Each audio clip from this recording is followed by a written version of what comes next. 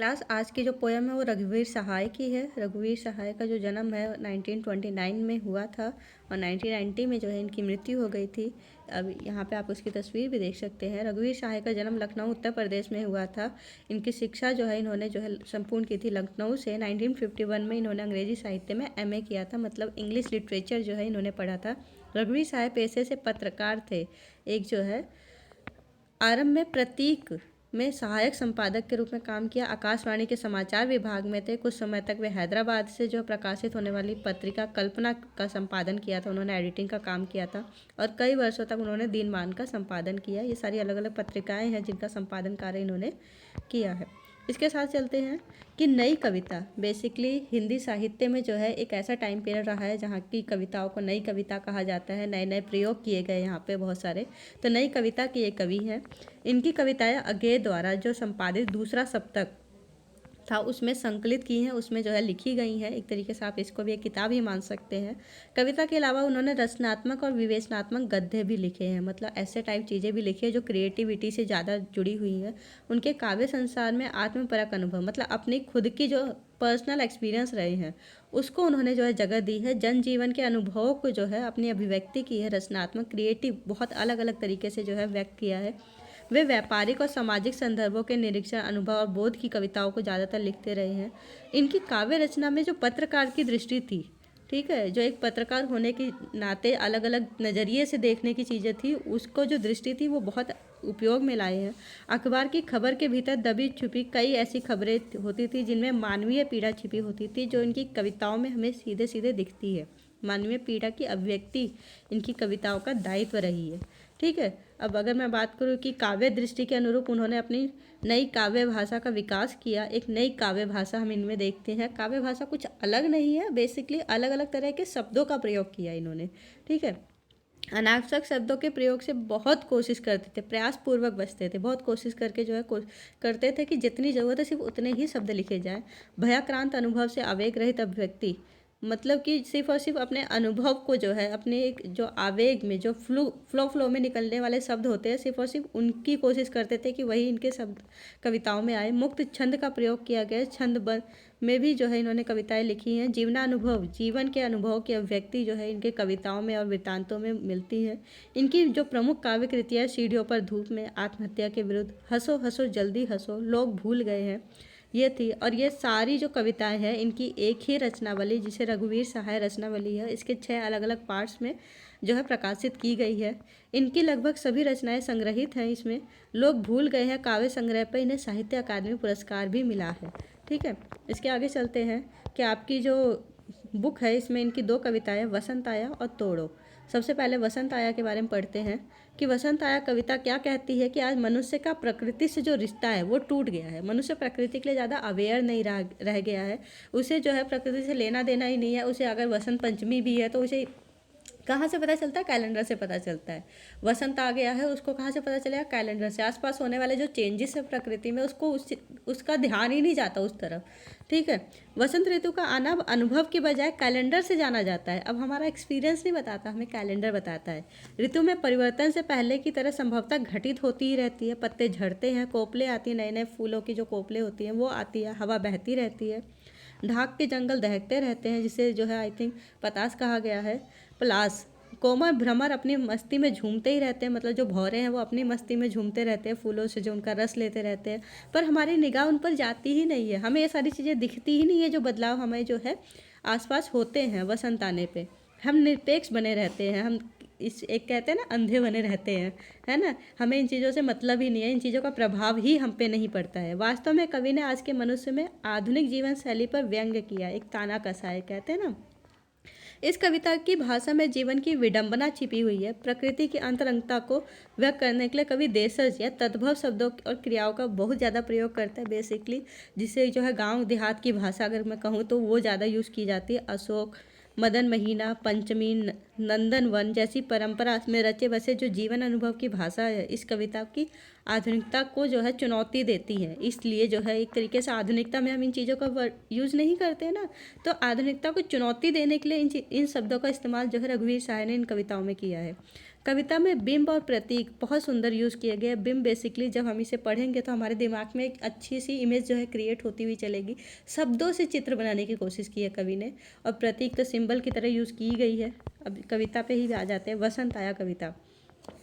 जैसे बहन दा कहती है, बेसिकली अगर मैं बात करूँ तो दा वर्ड जो है वो भाई के लिए यूज़ किया जाता है बंगाली में, है ना। तो इसके लिए यहाँ पे जो है दा वर्ड जो है, जैसे बहुत प्यार से बहन अपने भाई को बुलाने के लिए दा वर्ड यूज़ करती है, ऐसे किसी बंगले के किसी तरु अशोक पर कोई चिड़िया कुहकती है। बिल्कुल उसी प्यार, उसी अपनेपन से जो है बंगले के पीछे अशोक वृक्ष, वृक्ष का नाम है अशोक, उस वृक्ष पे जो बैठकर चिड़िया जो है कुहक रही है, आवाज़ कर रही है, जो बसंत ऋतु में ही अक्सर होता है। चलती सड़क के किनारे लाल बजरी पर चुरमुराए पाँव लगे, मतलब सड़क के किनारे जो है बाजरे के पेड़ है ना, तो उससे जो है जब वसंत आया है तो जो पेड़ पत्ते जो है सूख गए हैं, वो जो है धरती पे गिरे हुए, सड़क पे गिरे हुए, तो चुरमुराए मतलब उन पे जब पैर पड़ेंगे तो क्या होंगे, वो चुरमुर की आवाज़ करेंगे, तो वो है। ऊंचे तरुवर से गिरे, तरुवर मतलब ऊंचे ऊंचे पेड़ों से गिरे बड़े बड़े पियराए पत्ते, बड़े बड़े पीले पीले हुए पत्ते जो सूख गए हैं। कोई 6 बजे सुबह जैसे गर्म पानी से नहाई हो, ऐसा लग रहा है कि सुबह सुबह 6 बजे जो है गर्म पानी से नहाई। कौन नहाई हुई है? खिली हुई हवा, हवा जो है ऐसा लग रहा है गर्म पानी से नहाई, क्योंकि जब हवा का झोंका आता है तब इसमें उतनी ठंडक नहीं रहती है, थोड़ा सा जो है गर्मपन आ जाता है, गर्माहट आ जाती है। तो खिली हुई हवा आई है, फिरकी सी आई है गोल घूमते हुए, जैसे लट्टू गोल घूमता है ना, फिरकी सी आई है, चली गई, आई और एकदम से चली गई, रुकी नहीं। ऐसे फुटपाथ पर चलते चलते, और ये सारी चीज़ें जो है मुझे फुटपाथ पे चलते चलते, फुटपाथ हम सबको पता है बेसिकली, उस पे रास्ते पे चलते चलते जो है मुझे ये सारी चीज़ें फील हो रही हैं कवि के लिए। कल मैंने जाना कि वसंत आया, ये सारी चीज़ें फील करते करते कवि ने क्या जाना कि कल मैंने जाना कि चिड़ियों का चहचहाना, जो पैरों के नीचे सूखे पत्तों का आना, नई कोपलों का उगना, सुबह सुबह हवा की मस्ती में बहना, इन सारी चीज़ों से मुझे पता चला कि हाँ क्या आ गया है, वसंत आ गया है ना।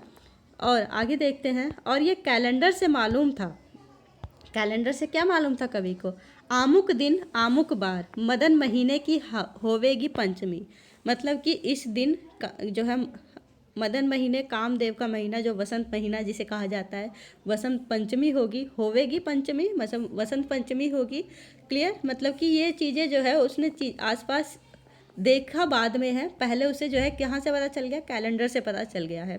दफ्तर में छुट्टी थी, सीधी सी बात है, वसंत पंचमी में दफ्तर में हमारे क्या होते हैं, स्कूल कॉलेजेस में जो है हर जगह छुट्टी होती है। यह था प्रमाण, प्रमाण था ये, मतलब कि आसपास जो चेंजेस थे वो प्रमाण नहीं था, प्रमाण वो कैलेंडर था जिसमें ये बात लिखी थी कि आमुक दिन, मतलब इस दिन पे, इस महीने पे जो है मदन महीना है, कामदेव का महीना, वसंत शुरू हो जाएगा और वसंत पंचमी होगी। और कविताएं पढ़ते रहने से यह पता था, ज़्यादा कविताएं पढ़ते हैं तो हमें आसपास जो प्रकृति वर्णन है बहुत सुंदर लगता है और हमें चीज़ें पता होती है कि दहर दहर दहकेंगे कहीं ढाक के जंगल, ढाक मतलब कौन सा जंगल होता है, पतास के जंगल, पलास के जंगल, बेसिकली पलास के जंगल जो है दहकेंगे, मतलब एक तरीके से जो है उसमें जो है जल उठेंगे, ठीक है। और अक्सर जो है पलास के जो जंगल होते हैं वहाँ पे बिल्कुल पीले पीले जो है पत्ते होते हैं जो जलते हुए हमें आभास भी देते हैं, इसीलिए पलास के जंगल जो है दहकेंगे मतलब जलेंगे, उससे जो है हमें जो है धधक करने वाली जो है ऊष्मा पता चलेगी। आम बोर आएंगे, आम के छोटे छोटे बेबी मैंगो जिसे कहते हैं, बोर आ जाएंगे उसके पेड़ों पर। रस, रंग रस गंध, मतलब उनके रंग भी बदल रहे हैं, आसपास पीले पीले पत्ते आ रहे हैं, नए नए जो है हमें जो है ब्राउन ब्राउन लाल लाल पत्ते आने दिख रहे हैं। रस, अब सीधी सी बात है, जब नए नए आम के पेड़ आएंगे उनकी स्मेल आएगी, गंध आएंगे, चारों तरफ जो पौधे हैं, फूल हैं, तो इसकी जो है गंध हमारे सामने आ जाएगी। लदे फदे दूर के विदेश के, वे नंदन वन होवेंगे यशस्वी, वे जो नंदन वन है वो क्या होंगे, यशस्वी हो जाएंगे। यशस्वी का मतलब क्या है, वो एकदम से फल फूल जाएंगे, यश को प्राप्त करेंगे, है ना, एकदम से शोभा प्राप्त हो जाएगी, उसको देखने में जो है हमें बहुत ज़्यादा खुशी मिलेगी, देखने लायक दृश्य होगा वो सारा। मधुमस्त पीक, भौर आदि अपना अपना कृत्य करेंगे, पीक कोयल, भौर, भौरे सब अपना अपना कार्य में मस्त हो जाएंगे। कोयल क्या करती है, कूकना शुरू कर देती है, भौरे क्या करते हैं, एक तरीके से गुंजन करना शुरू कर देते हैं, वहाँ से जो है शहद वगैरह इकट्ठा करना शुरू कर देते हैं। अभ्यास करके दिखाएंगे, और ये सारे काम वो अभ्यास प्रैक्टिकल बिल्कुल हमारे सामने करके दिखाएंगे, है ना। यही नहीं जाना था कि आज के नगण्य दिन जानूंगा, ये सारी चीज़ें मैंने देखी नहीं थी, पर आज के दिन वो जानेगा ये सारी चीज़ें। जैसे मैंने जाना कि वसंत आया, अब ये सारी चीज़ें जो है वो कैसे जान रहा है कि धीरे धीरे कैलेंडर से कि वसंत आ गया है। और इसी चीज़ पे जो है टिप्पणी किसने की है, हमारे जो लेखक है, कवि है बहुत बड़े, रघुवीर सहाय ने, उन्होंने की है। अब इसके क्वेश्चन आंसर भी साथ के साथ कर लेते हैं हम, है ना, फिर दिमाग से उतर जाएंगी चीज़ें। वसंत आगमन की सूचना कवि को कैसे मिली है, यही अभी हमने स्टार्टिंग में ही पढ़ा था, कैसे मिली थी कि अच्छे से जो है प्रकृति में परिवर्तन देखने को मिल रहा है। पेड़ पे चिड़िया जो है कुहुकने लगती है, पेड़ पे चिड़िया क्या करने लगती है, कुहुकने लगती है। इसके साथ साथ जो है सड़क के किनारे जो बजरी के पेड़ होते हैं उससे पीले पीले पत्ते जो है गिर जाते हैं, जो राइटर के जो है कवि के पैरों के नीचे आते हैं और चुरमुराने लगते हैं। सुबह 6 बजे जो है हवा आती है, और वो कैसे आती है, चक्री की जगह फिरकी की तरह जो है घूमती हुई उसके पास आती है, जिसमें ठंड कम होती है, थोड़ी सी गर्माहट का एहसास होता है। इन सारे परिवर्तनों से जो है किसको, कवि को सूचना मिल जाती है कि हाँ वसंत आ गया है। अब कोई 6 बजे सुबह फिरकी सी आई चली गई, पंक्ति में कौन सा भाव निहित है, इसमें यह बताया गया कि 6 बजे सुबह जो है हवा चलती है, उसकी अनुभूति जो है राइटर को होती है, कवि को होती है। गर्म पानी में नहाकर आई है, क्यों, क्योंकि हवा में थोड़ा गर्माहट थी, हवा में गुनगुनापन होता है, हवा में ताज़ा फिरकी की तरह गोल घूमकर उसके पास आती है और तुरंत ही शीघ्र ही चली जाती है, मतलब समाप्त हो जाती है। उसके हाड़ को कपा देने वाली जो ठंडक होती है अब वो चली गई है, अब उसमें गर्माहट आ गई है हवा में। नेक्स्ट चलते हैं, वसंत पंचमी के आमुख दिन होने का प्रमाण कवि ने क्या बताया और क्यों बताया। वसंत पंचमी के आमुख दिन होने का प्रमाण कवि ने बताया है कि उस दिन क्या है, दफ्तर की छुट्टी है, सबसे पहले, है ना, छुट्टी है दफ्तर की, हर जगह हॉलीडेज का जो है पता चल रहा है। दफ्तर नहीं जाना है तो सीधी सी बात है कोई विशेष त्यौहार है, और विशेष त्यौहार कौन सा है, वसंत पंचमी का है, जो हमें दिखता है। आमुख दिन का मतलब होता है किस दिन, एक कोई भी डेट जो है वो कैलेंडर में दिखाई गई है, आमुख दिन, जिसे फला दिन कहा जाता है ना। इसके साथ जो है ये बताया जा रहा है कि जीवन शैली जो हमारी कैसी हो गई है, आधुनिक हो गई है। आधुनिक जीवन शैली का मतलब क्या है कि हम हर चीज़ जो है कैलेंडर से जानते हैं, अपने आसपास होने वाले परिवर्तनों को देखने का मतलब ही नहीं है, कुछ एहसास ही नहीं होता हमारे पास। नेक्स्ट चलते क्वेश्चन पे, और कविताएं पढ़ते रहने से आम बौर आवेंगे में निहित व्यंग्य को स्पष्ट कीजिए। व्यंग्य क्या है यहाँ पे कवि का, कि वसंत के बारे में जानकारी हमें कविताएं पढ़ के हो रही है, जैसे अभी हम कविता पढ़ रहे हैं वसंत आया, हमें जानकारी इन चीज़ों से हो रही है। असल में जो वसंत आता है हमें आसपास होने वाले जो प्राकृतिक परिवर्तन है उस पे हम ध्यान ही नहीं दे पाते हैं। कविताओं को पढ़कर ही हम जान सकते हैं कि ऋतु में पलाश के जंगल दहकते हैं, आमों पर बौर आते हैं।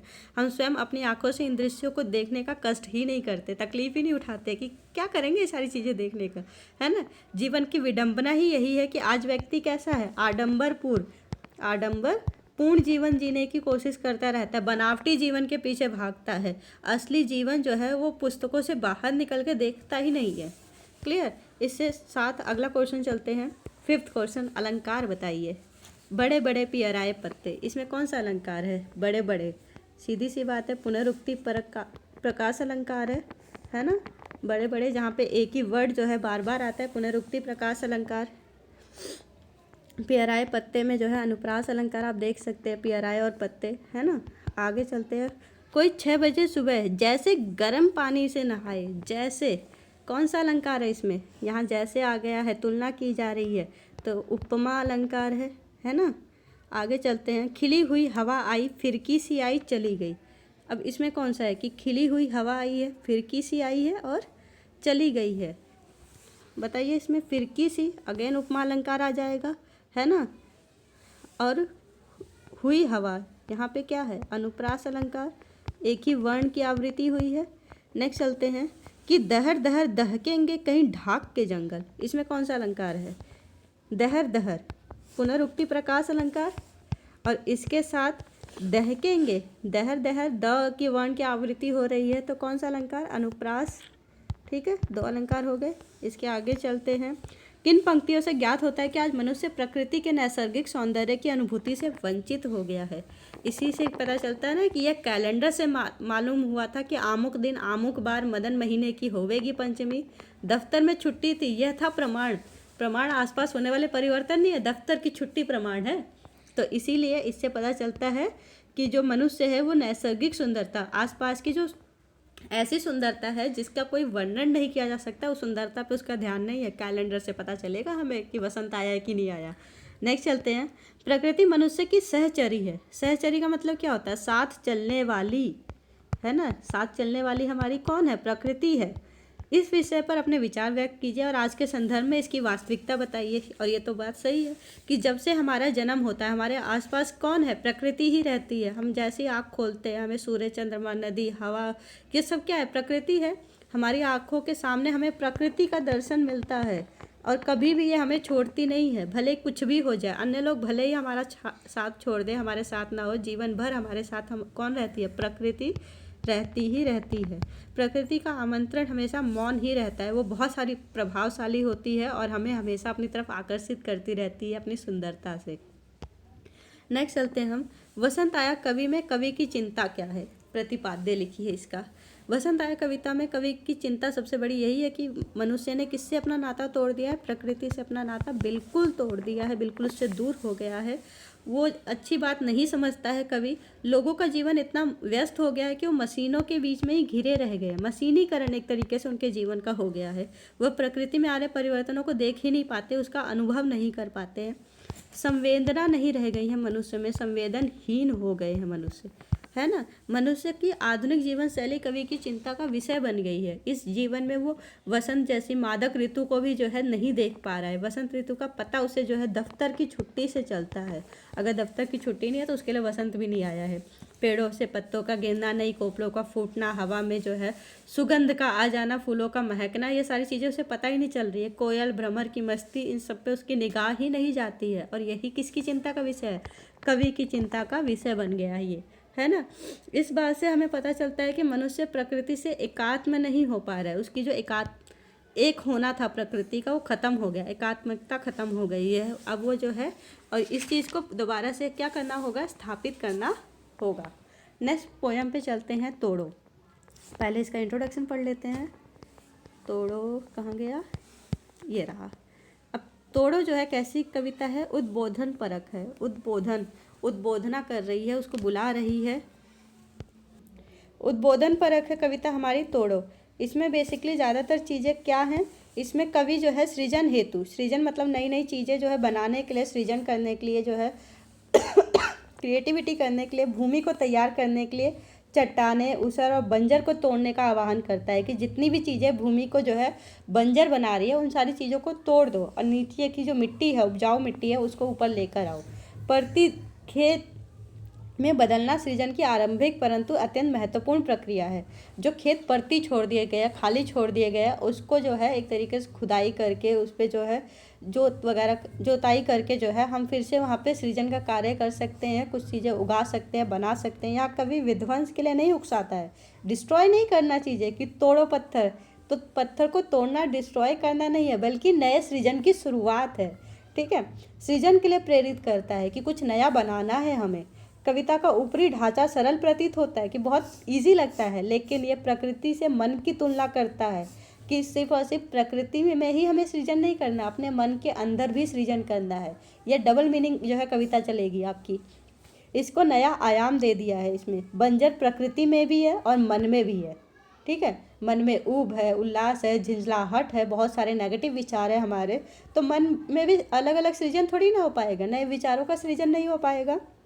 तो कवि मन में व्याप्त ऊब खींच को तोड़ने की बात करता है, अर्थात उसे भी उर्वरक, फर्टिलिटी जो है लेकर आनी है, वहाँ पे भी उपजाऊपन लेकर आना है हमें। मन के भीतर उब सृजन में बाधक है। अगर हम किसी भी चीज़ से उब जाते हैं, बोर हो जाते हैं, तो उसमें हम नया सृजन थोड़ी ना कर पाएंगे, वो तो बाधा उत्पन्न करेगा, रोकेगा हमें। कवि जो है सृजन आकांक्षी है, वो नया नया सृजन करने का आकांक्षी उम्मीद करता है, इसलिए उसको दूर करने की बात करता है जो चीज़ें सृजन करने को रोकते हैं आपको। कवि मन के बारे में प्रश्न उठा के आगे बढ़ता है, इससे कविता का अर्थ और विस्तृत हो जाता है। आपकी कविता पूरे इसमें डबल मीनिंग में चलेगी, तो थोड़ा ध्यान से समझिएगा, थोड़ा मुश्किल हो सकता है।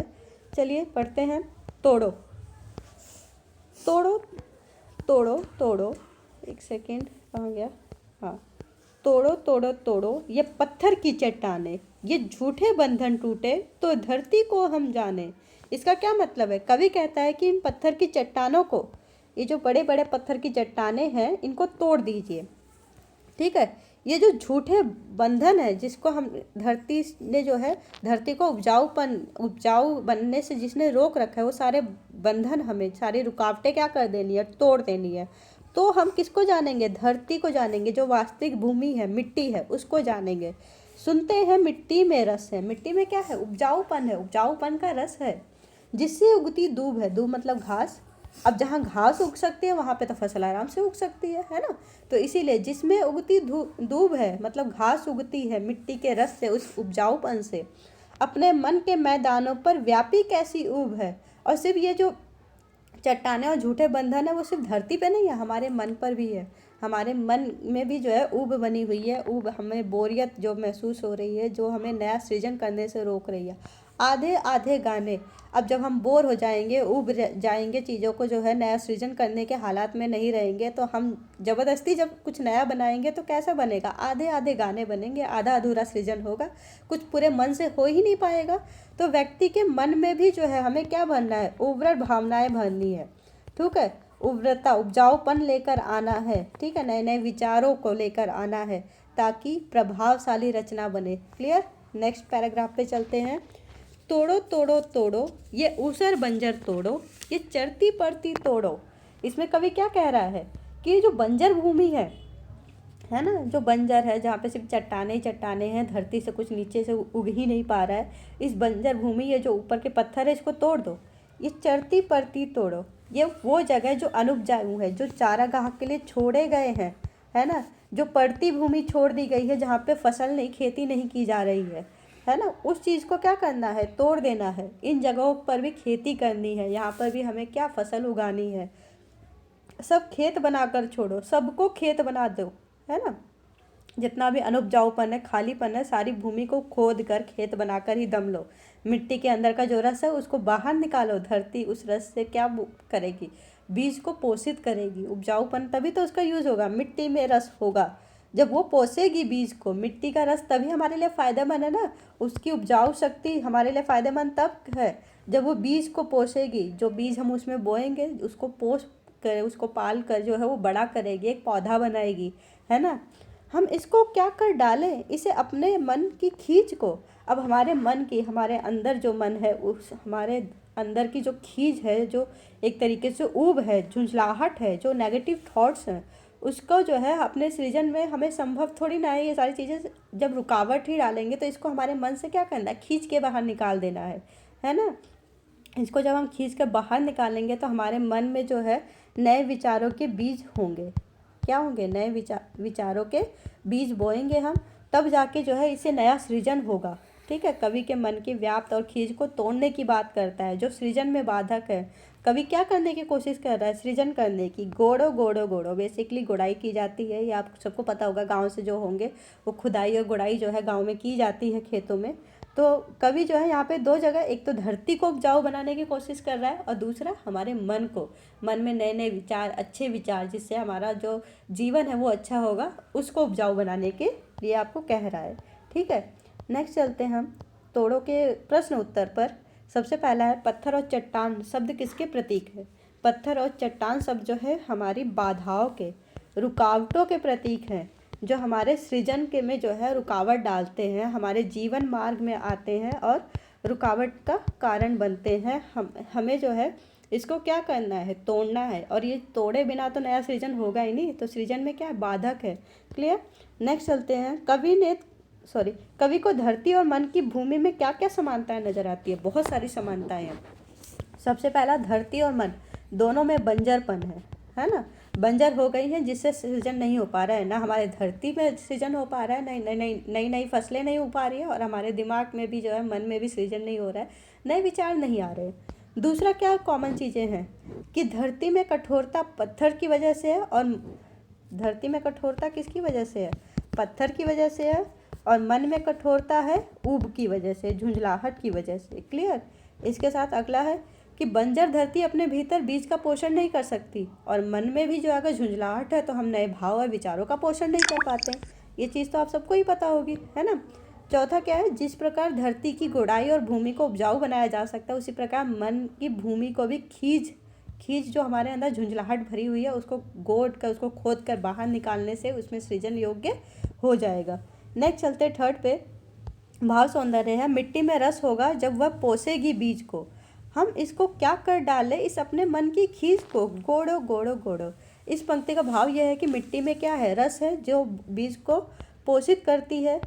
क्लियर। इससे जो है मिट्टी का रस होना बहुत ज़्यादा ज़रूरी है, उपजाऊपन होना ज़रूरी है, ताकि वो हमारे मन को जो है खींच को जो है मिटा दे, तोड़ सके। बहुत ज़्यादा आवश्यक है ऊब को मिटाना, तभी नव निर्माण का काम होगा, नई चीज़ों का निर्माण किया जा सकेगा। क्लियर। इससे हमें यह संदेश मिलता है, क्या मिलता है कि गोड़ो गोड़ो गोड़ो, गोड़ो शब्द की बार बार जो है रिपीटेशन हुई है। इससे ये संदेश मिलता है कि मन रूपी जो भूमि है उसकी गुड़ाई करना बहुत ज़्यादा ज़रूरी है। अगर हम गुड़ाई करेंगे, उससे जो है जो वेस्ट चीज़ें हैं, जो गलत विचार है, जो बाधक तत्व हैं नए सृजन के लिए, वो सारी चीज़ों को बाहर निकाल पाएंगे। नेक्स्ट क्वेश्चन पे चलते हैं। कविता के आरंभ में तोड़ो तोड़ो तोड़ो से हुआ है और अंत किससे हुआ है, गोड़ो गोड़ो गोड़ो से हुआ है। विचार कीजिए कवि ने ऐसा क्यों किया है। कवि ने आरंभ तोड़ो तोड़ो से हुआ है और अंत गोड़ो गोड़ो से हुआ है। कवि ने ऐसा इसलिए किया है कि पहले ज़मीन को क्या बनानी होगी, सबसे पहले ज़मीन को समतल करना होगा, प्लेन करना होगा, है ना, क्योंकि ऊबड़ खाबड़ है, पत्थर है, पथरीली ज़मीन है, उपजाऊ खेत, उसको बनाना है तो सबसे पहले क्या करना है, समतल करना है। इसके बाद गोड़ने की क्रिया आरंभ होगी। धरती में गुड़ाई करके क्या किया जाएगा, बीज को डाला जाएगा, है ना। गुड़ाई करके क्या किया जाएगा, बीज को डाला जाएगा। इस प्रकार हमारे मन में जो भाव विचार है उसमें के लिए भी क्या होगा, झुंझलाहटपन, चिड़चिड़ापन, कुड़न, जो भी हम अंदर ही अंदर कुड़ते रहते हैं, घुटते रहते हैं, उस चीज़ को बाहर निकाल के फेंकेंगे, तभी जो है हम नई जो है मन की खींच को बाहर कर पाएंगे और तोड़कर नई सृजन प्रक्रिया आरंभ कर पाएंगे। नेक्स्ट चलते हैं। ये झूठे बंधन टूटे तो धरती को हम जाने। यहाँ पर झूठे बंधन और धरती को जानने से क्या अभिप्राय है। तो सबसे पहले झूठे बंधन किसके हैं, एक तरीके जो गलत बंधन है, जो झूठ है, धरती का बंजरपन और चट्टान क्या है, उसके झूठे बंधन है ना। बंजरपन और चट्टान है झूठे बंधन, है ना। इसके साथ हम चलते हैं कि ये क्या है, कृत्रिम है, बने बनाए हैं, अपने आप तो नहीं बने हैं ना, ये क्या है, कृत्रिम है। ये चट्टानें जो झूठे बंधन है, ये सारे क्या है, कृत्रिम है। धरती को जानने से अभिप्राय है कि धरती की जो उर्वरक शक्ति है, उर्वरता है, उसको हम तभी जान सकते हैं, तभी पहचान सकते हैं जब ये सारे जो चट्टानें हैं इसको हटाएंगे हम। इस प्रकार मन की जो वास्तविक स्थिति है उसको हम जान पाएंगे और मन की जो ऊब है उसको दूर कर पाएंगे, और इसके बाद जो है मन की शक्तियों का विस्तार होगा और नए विचार हमारे दिमाग में आएंगे। नेक्स्ट है आधे आधे गाने के माध्यम से कवि क्या कहना चाहता है। कवि कहना चाहता है कि जब तक मन में ऊब और खींच रहेगी तब तक मन से पूरा गाना जो है बनेगा ही नहीं, पूरा गीत, पूरी कविता बन ही नहीं सकती। किसी भी चीज़ का जो निर्माण है वो पूरा नहीं होगा, आधा अधूरा ही रह जाएगा, उल्लास नहीं हो पाएगा हमारा मन जब तक उल्लासित नहीं होगा, जब तक एक्साइटेड नहीं होगा कुछ काम करने के लिए, तब तक पूरा गाना निकलेगा ही नहीं। मन में जो है निर्माण तभी होगा जब हमारा मन जो है स्पष्ट होगा, क्लियर होगा, मन में सृजनात्मक शक्ति होगी, है ना, सृजनात्मक शक्ति होगी। उसको बढ़ाई कैसे जाएगी, बाधाओं को दूर करके। क्लियर। बस आज के लिए इतना ही है। आपका जो पोयम है वो यहीं ख़त्म होती है। अगर पसंद आए तो शेयर करें। Thank you.